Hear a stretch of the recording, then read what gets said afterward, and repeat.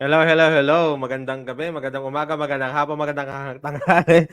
Kung nasang lupalop ka man ng mundo ngayon, Gerard Claudio here. And welcome sa aking page na Gerard Claudio. Again, sa page na to, I am discussing everything, every content is to help network marketers build their business. Yeah, no? So yun talaga yun. And I'm also having my course. No, yung course ko is to help network marketers really build a solid recruiting system online. Okay? So you can check it out. Nandyan yan. Anyway, ang topic natin ngayon is all about a question that I think very, very common na tanong ito. Hindi na naman to sa mundo ng network marketing. I think kung meron ka na presentahan or someone na negative or nanood ka sa YouTube ng mga anti-MLM na mga content, ito usually yung mga tinatopic nila, no? So, nasa taas lang talaga yung kumikita. Most probably, ang ibig na lang sabihin dito is, yung nasa taas na kumikita, pero yung mga sa baba hindi. I think what they wanted to emphasize here is this, para at least maging malinaw lang talaga kung ano ba yung talagang ibig sabihin nito. What you're saying is, it is illegal for people at the top of the food chain to earn at the expense of the people below. Okay, this is where the interesting part comes in. At the expense of the people below. Okay, nakuha niyo ba yon? Bakit? Kasi kung structure lang ang pag-uusapan natin, guys, lahat ng structure, sa taas talaga yung kumikita. Nasa baba, mas mababa ang kita. Nakuha ba? Example, kung titingnan mo yung corporate structure, CEO, President, Vice President, Manager, Supervisor, Superintendent, employees, kahit gaano kasipag ang empleyado, sabihin natin magtrabaho ng 16 hours a day yan, hindi niya malalamangan ng income ng CEO, let alone ng Vice President, ng Supervisor, Superintendent, because it's how it was built and structured. Ngayon, ang tanong ko is, if that is the case, does that mean na yung lahat ng structure ng corporate is illegal? So, dapat ipasara natin lahat yon. Agree ba? Kung structure lang ang pag-uusapan. Kahit naman sa government ganun din naman Chain of power and chain of command is iba. President mas powerful lang kaysa sa tama. So, ibig sabihin, the structure in itself has nothing to do with whether it's legal or illegal. I think most people miss out, no, lalo na sa conversation na to is, akala ng karamihan na pag pumasok sa network marketing as natataas lang yung kumikita, akala nila dahil maraming nagsasuffer sa baba. Which is hindi totoo. Kung matagal ka na sa network marketing, alam na alam mo 'to, na ang laro sa network marketing is, para kumita ka ng malaki, dapat marami kang matulungan na kumita. Hindi mo puwede ikaw lang kumikita. Yes, it is a big possibility na ikaw ay nasa upline, mas mataas ang kinikita mo sa mga downline mo. Of course, kasi possible na una ka. Ayaw niyo ba nun na may kumikita kang upline? Tama ba? Agree ba kayo sa sinasabi ko? Right? So it is not that the thing na nasa taas na yung kumikita. In fact, lahat kumikita. Iba't iba lang yung degree ng income. Now, ngayon, etong exciting part na hindi alam ng karamihan. Alam nyo ba na kung matagal ka na sa network marketing, alam mo 'to. Ikaw 'tong apply 'no? Alam mo ba puwede kang may downline na mas malaki pa yung income ng downline mo kaysa sa'yo? Pupuwedeng mangyari 'yun. Ang daming mga cases lalo na in our community, even in my team, there were cases that my downline is earning bigger than than me. And that's amazing. So, the thought na yung sa taas lang yung kumikita, well, number one, if that's the case in network marketing, simply because these people put more effort, become more strategic, pinag-aralan nila yung negosyo nila, hindi sila nagpapatumpik-tumpik, hindi sila nag-overthink, mas naging madiskarte sila, kinain nila yung pride nila, kinain nila yung takot nila, ginawa nilang dapat. Alam niyo ba, isang bagay na realize ko, if you would realize that ito yung mga mga top earners sa mga network marketing, if you would just see their effort, you would realize na yung palang dahilan kung bakit hindi pa ako nasa situation niya. Hindi dahil sa dahil sa nauna siya. In fact, marami even sa community namin, marami na nahuli silang nag-sign up, mas malaki pa yung kinikita nila sa nauna. Right? So, the thing here is, eto yung nagustuhan ko sa okay? Um, ang nagustuhan ko sa network marketing, level playing field siya. Ibig sabihin, regardless of your age, regardless of your gender, regardless of your educational status, regardless of your financial status, regardless kung gaano pa kaganda o gaano kapangit ang nakaraan mo, kayang-kaya mong umasenso sa negosyong ito. Regardless kung wala kang alam sa business, regardless kung wala kang alam sa skills. That's what I love about network marketing because it is a level playing field. Performance-based siya. Hindi mo siya madadaan sa sip-sip. 'Di ba sa trabaho kahit hindi magaling yung katrabaho mo basta kasi magaling siya magsip-sip sa boss niya at some point pwede ba siya ma-promote? Sa point naiinis ka ba't na-promote mo wala namang alam. Sa trabaho 'yon. Sa network marketing hindi. Because it is a level playing field. So when someone would come to you and they would say, "Ah, naku ayoko diyan kasi nasa taas ng kumikita." Usually my approach to that is I really ask them kung may experience na sila sa network marketing. Kasi most probably, if titingnan mo lang talaga yung structure in itself, everybody, you can only win in this business kung kumikita ang mga teammates mo. Tama ba? Right?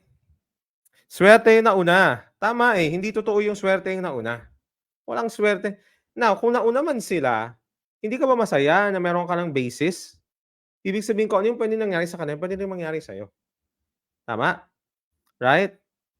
So, yan. Oo, pag hindi balance, lalo na sa binary. Okay, Genesis, gusto ko lang i-emphasize to about sa binary. It has nothing to do with the compensation plan.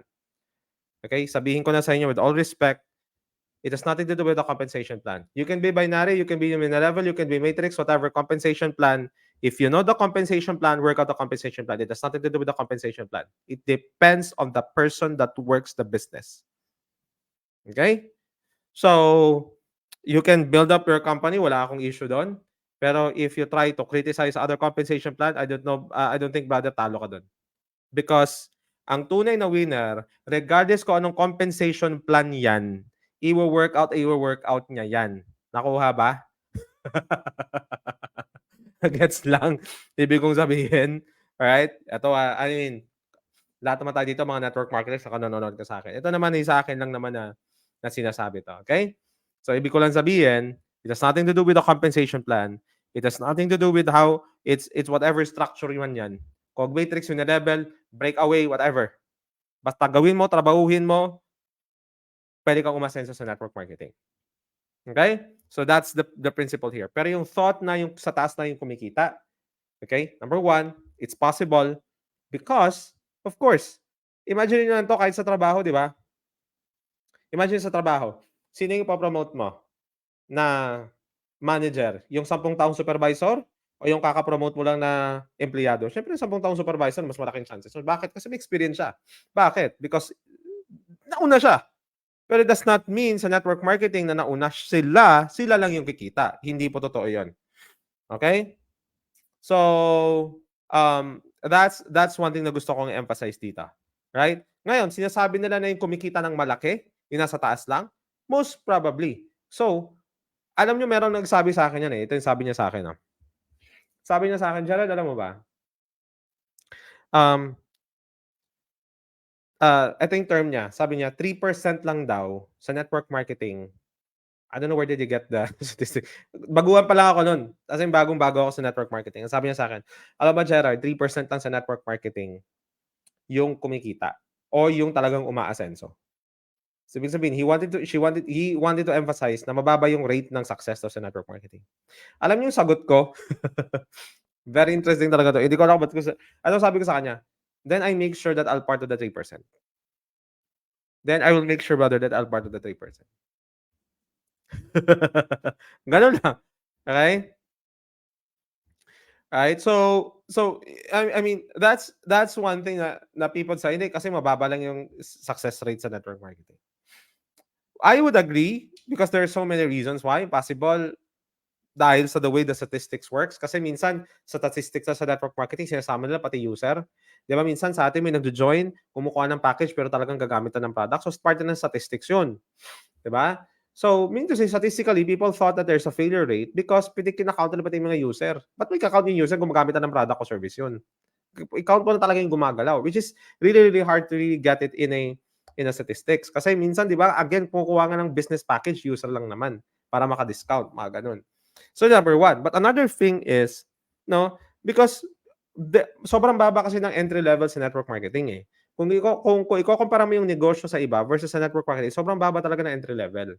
So, ibig sabihin kung sobrang baba ng entry level, people are not taking their business seriously, lalo na kung nahihirapan na sila, tama? Kaya by the way 'no, eto na yung gusto kong sabihin dito, um, ito yung ano ko, ito yung gusto kong i-emphasize lang 'no. Um,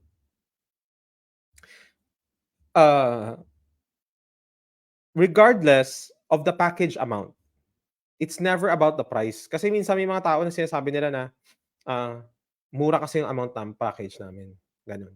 Guys, ito lang sabihin ko 'no, ah, puwede tayong magpababaan ng price ng package, pero ito yung downside niyan. Ito yung downside niyan. 'Pag madali ang entry level, hindi mo masasala na maayos ang nagjo-join sa business mo. Yes, there's numbers game. Naintindihan ko yung numbers game because they're after sales. Pero I want you to think about this 'no, let's think logically into this situation.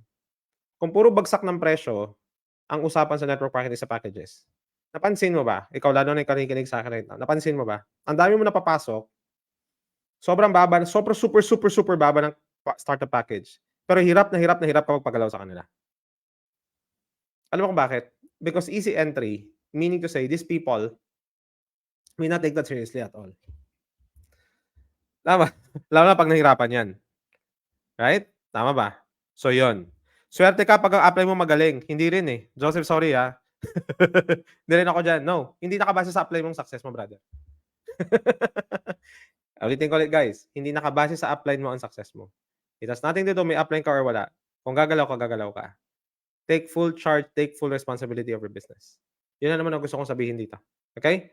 There is a factor there, of course, pero hindi nakabase sa upline mo ang magiging success mo dito. Sabi ni isang commenter, sabi niya, "Kung wala kang upline, magpaka-upline ka." Gano'n lang kasimple yun. Learn all the things that you can learn, i-learn mo lahat ng mga kailangan mong matutunan, and stand up as an upline. Tama? Right? Hindi 'to yung tipong swerte ka, malas ka kasi wala kang upline, hindi. In fact, kung wala kang upline, you might see this as a unfortunate event, pero the truth is kung wala kang upline, ires ano mo yun, pagkakataon mo na yun, na itayo yung sistema ng team mo, itayo yung sistema ng business mo, which it turns out to be a blessing for you. Tama? Because so many people, sobrang nakaasa lang sa upline, which is a disadvantage sa part nila. So either way, how you gonna look at your situation? Tama ba? So hindi kasi may upline ka magaling, hindi. May magaling kang upline wala. Guys, maniwala ka sa'kin kahit gaano kagaling ang upline mo kung hindi ka gagalaw, maniwala ka sa'kin. I've seen so many people. Ito personal experience ko kasi, eh. Alam mo yung parang sabi ko, napaka-okey naman ng leadership ko. Hindi sa nagbubuhat ako sarili kong bato, bato bangko. Hindi ako bumubuhat ng sarili kong bangko. Bato sinabi. Sabi ko, this is not to brag, but sabi ko, okey naman leadership ko. Very dedicated ako. Tapos alam mo yun, to the point na talagang very refined ako when I do the follow-up, when I do the call, we do everything for my team. Meron nagre-respond talaga nagke-create result, pero meron na hindi. What's the difference? The difference is the person. It's not with the upline. It's never. Yes, that's good if you have an upline who is working closely with you. Pero kung wala, it's still a good thing. At least 'di ba, natututo ka early on. Oh, ito tanong ko sa inyo, 'wag tayo pag-usapan ng network marketing. Pag-usapan natin ng ano, ang buhay. Buhay. Tingnan mo 'to. Sino sa inyo dito, early ka maaga kang nag-take ng responsibility, maaga kang nag-mature sa buhay? Sino sa inyo dito? Most probably if you are lalo na kung nagne-network marketing ka na ng young, bata ka pa nag-network, 'di ba mabilis yung growth mo? Bakit? Kasi early kang na-expose sa pressure. So, may mga kabataan na well provided, well taken care of, hanggang lumaki na hindi na nabigyan ng responsibility, hindi kayang makipagsapalaran sa buhay. So, ano gusto ko i-point out? The reason kung bakit maraming mga umaangat sa network marketing, hindi lang dahil sa apply nila, kung hindi sila mismo. in-embrace na yung responsibility ng network marketing industry. Okay? Nakuha ba? Do I make sense sa sinasabi ko? Right? So it's never about kung sino nasa taas, hindi naman about kung sino apply mo, hindi naman kung anong compensation plan mo, ikaw pa rin nasa sayo. Maniwala ka sa akin, kahit ano pa yung sabihin mo sa akin na compensation plan, kung hindi gagalaw yan at hindi niya i-take responsibility sa business niya at mag-quit siya sa isang, alam mo yun, yung tipong na-reject lang ng 5 beses, na-reject lang isang beses, ayaw na, kahit gaano pa kaganda yung compensation plan ninyo, hindi mag-work ang compensation plan. Paano mag-work ang compensation plan? Nag-quit ka na, di ba? Tama? Yun yung akin. Yun yung gusto kong emphasize dito. It is your responsibility. So the question there is now, before I end, as I end, will you take charge of your business? Will you take charge of your success? That's the question. Doesn't matter whatever, sa taas, sa baba, whatever. No. Will you take charge? Itatakbo ba yung negosyo mo hanggang lumaki yung organization? Yan na naman for me, guys. If you find value dito, no? Tag nyo mga kaibigan nyo dito. Click mo ang heart dito, no?